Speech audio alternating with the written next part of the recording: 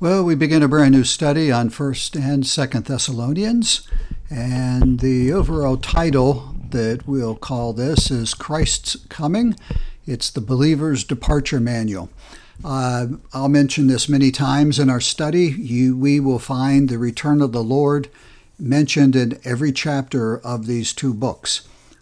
Sometimes it's in one case, 1 Thessalonians 4 is a longer section, but most of the time it's just one verse. But it does mention the return of the Lord, and Paul, who authored this, is writing with that in the background to bring this church into realization that Christ could come back at any time.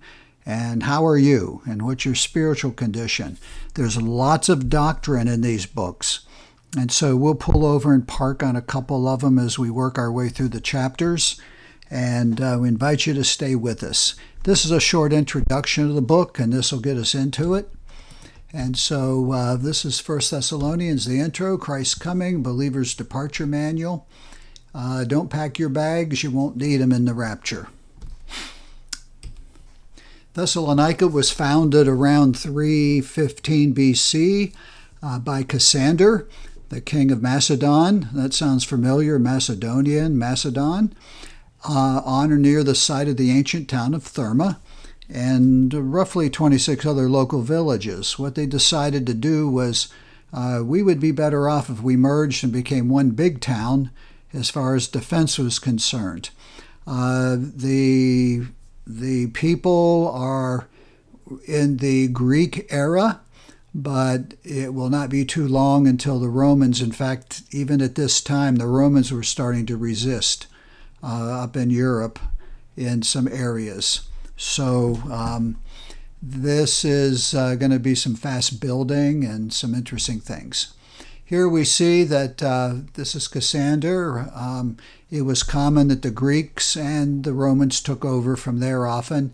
That when you became a king or a ruler, you had coins minted with your image on them.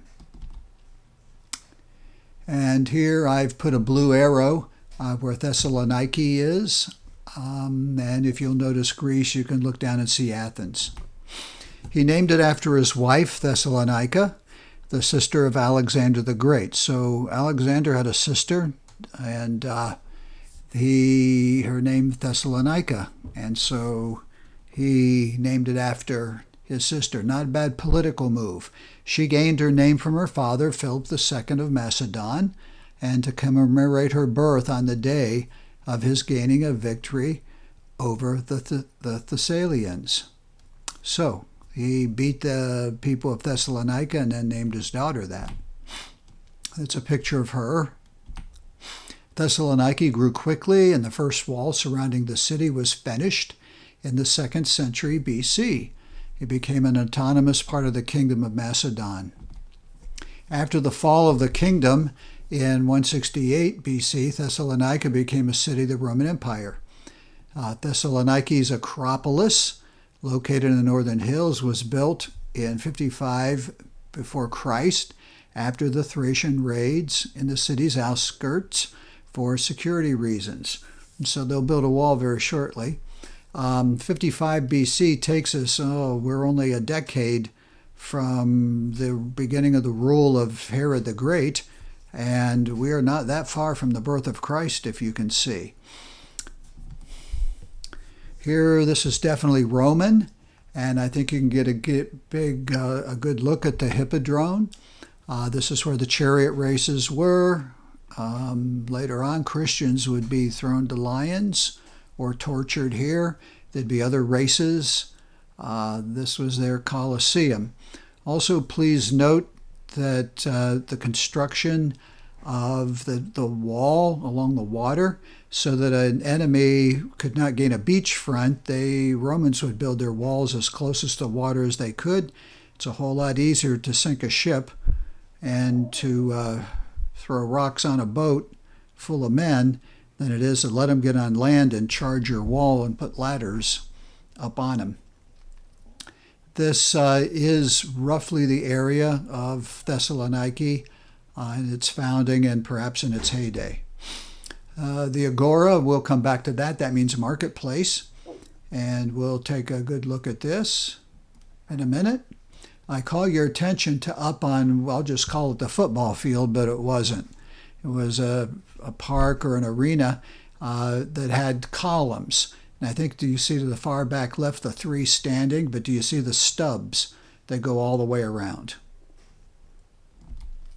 Thessalonica was a strategic Macedonian port on the principal east-west route between Rome and Asia Minor. And they formed a backdrop for these 2 letters. Paul visited Thessalonica on his second missionary journey in Acts chapter 17. Here's a map of that, and this was probably his most intense journey out of the 3 that he would take in starting churches and sharing the gospel and seeing people saved, as well as persecution. Let's read together at the Acts 17 account that tells us when Paul shows up, and then we'll have some recaps a little later on. Now, when they had passed through Amphipolis and Apollonia, they came to Thessalonica, where was a synagogue of the Jews. And Paul, as his manner was, went in unto them, and 3 Sabbath days he reasoned with them out of the Scriptures, opening and alleging that Christ must needs have suffered and risen again from the dead, and that this Jesus, whom I preach unto you, is Christ. And some of them believed and consorted with Paul and Silas, and of the devout Greeks a great multitude, and of the chief women not a few. So there's a lot of believers here, in key political places too. But the Jews which believed not, moved with envy, took unto them certain lewd fellows of the baser sort, and gathered a company, and set all the city on an uproar, and assaulted the house of Jason, and sought to bring them out to the people. And when they found them not, they drew Jason and certain brethren unto the rulers of the city, crying, These that have turned the world upside down are come here also, whom Jason has received, and these all do contrary to the decrees of Caesar, saying that there is another king, one Jesus. So their defense was, this is an insurrection. They made this political, not spiritual. Sound familiar? And they troubled the people and the rulers of the city when they heard these things. And when they had taken security of Jason and of the other, they let them go. And the brethren immediately sent away Paul and Silas by night unto Berea, who coming thither went into the synagogue of the Jews. So there in the shadow of Mount Olympus, is outside of Thessaloniki, is the symbol of the pagan adultery. Paul preached the gospel here for 3 Sabbath days, leaving behind a nucleus of believers. If we add the clouds, we get the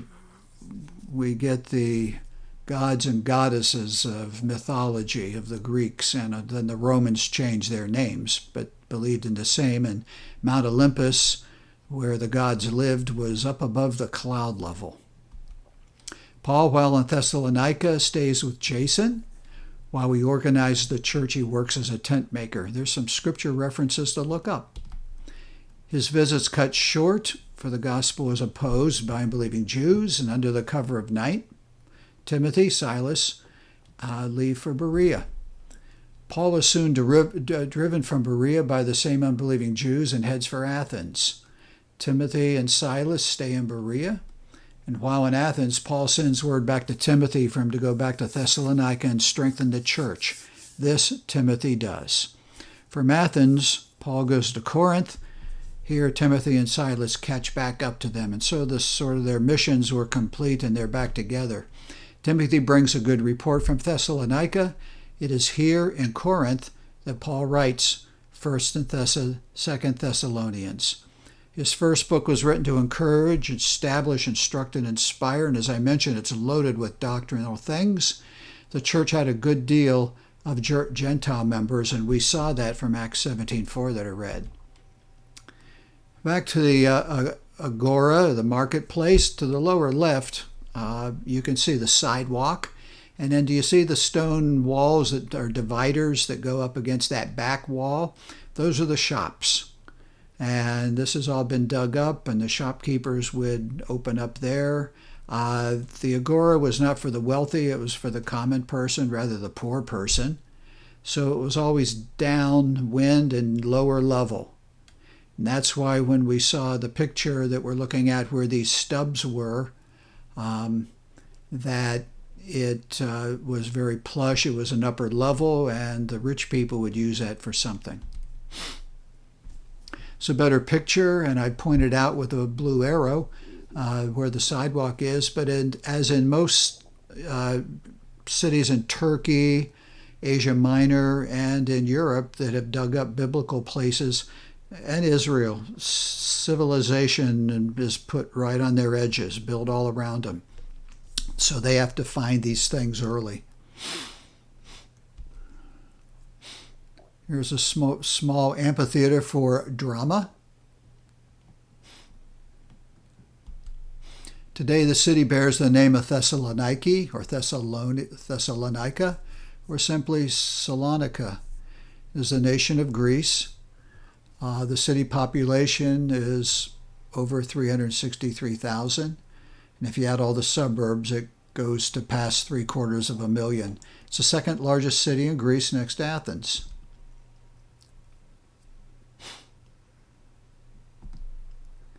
And we mentioned the Acropolis. Well, they've got a Micropolis in Thessalonica. I thought I'd share that with you today. It was good photoshopping and overlays there. They even put the tables out in the ruins, if you'll notice. And this is true, though. Take a look at their Big Mac. It really doesn't have buns. It's pita bread. And just fold it over. That cannot be a Big Mac. I'm sorry. Religious beliefs in Greece, it's almost entirely Eastern Orthodox. And they would call themselves a Christian nation. They're not. The Grecian Orthodox, the Greek or the Eastern Orthodox people have a form of godliness but deny the power of it. The churches are all owned by the state, by Greece. The ministers are paid by the government. 2% of the Orthodox religion, the people believe that, go to church. So, well, it's 92% that 2% of that goes of any regularity whatsoever. Why should the pastors or the ministers care about the people if all their needs are taken care of by the state? So that's how that comes down. We'll see a little bit of them in a minute. Irreligion is atheism, nothing's 3%. Islam has a foothold at 3%. And then other beliefs, which would be true born-again believers, Jews, and just people that believe something else, Presbyterians or another religion of some kind. We had the privilege of landing in Athens and then an opportunity to get on a tour bus and go over to Corinth. And along the way, we stopped to stretch, and I happened to notice along the road, it was not this one, but there was a box, and there were candles lit in it. And I went over and peeked from a distance, and there was a picture. And I'm thinking somebody, like here in America, somebody was killed in a car accident, so they built this. But this is very permanent. It's very elaborate, and it costs some money because it's made out of concrete, and you can see the details. Here's another one. Looks like, concrete blocks at the bottom and poles and then construction and put together. That took some money. I found out what these were. These are not, sometimes these are built for someone who's died there. A family member in a car accident. It's rare, but it does happen. But most of the time, these are just shrines to one of their saints. And they'll put a picture of the saint in their house here, and they'll pray to them, or they'll light a candle when they're not around, and they'll stop, and they will spend time praying for the saint to bless them and to help them and to get them through whatever. It's interesting that that's what their religion has come down to, is their own personal little prayer place that has their own church, basically, and their own saint, and has nothing to do with the Gospels. Has nothing to do with the Word of God. These are not found. The Bible tells us we don't pray to saints. We don't pray to a false idol. Here are some of their staff and some of the Eastern Orthodox religious leaders. I mean, they carry prayer books and wear crosses, but they have no idea what it's about. Here's some insights in closing.